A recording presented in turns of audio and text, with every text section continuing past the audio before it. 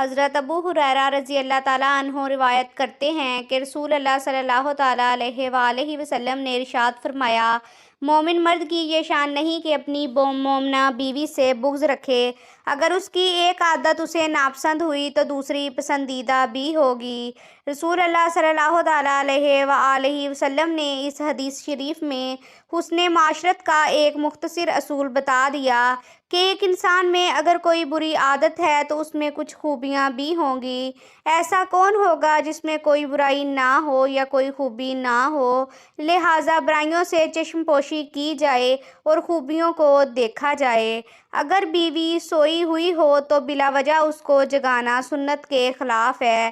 سیدہ عائشہ صدیقہ رضی اللہ تعالیٰ عنہ فرماتی ہیں کہ میں سوئی ہوئی تھی تو اللہ کے حبیب بستر سے بہت آہستہ سے نیچے اترے اور پھر جوتا پہنے بغیر ننگے پاؤں چلے تاکہ آواز نہ ہو۔ جب میں نے پوچھا کہ اے اللہ کے رسول، آپ نے ایسا کیوں کیا؟ فرمایا، عائشہ تم سو رہی تھی تو میرا جی چاہا کہ تمہاری نیند میں خلل نہ آئے۔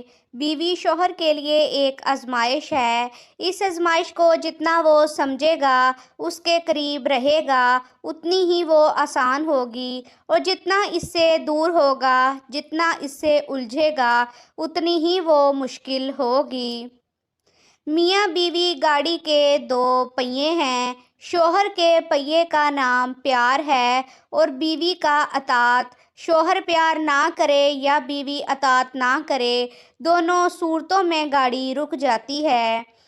جن گھروں میں شوہر ہی بیوی کا دفاع نہیں کرتے، وہاں کوئی بھی بیوی کی عزت نہیں کرے گا۔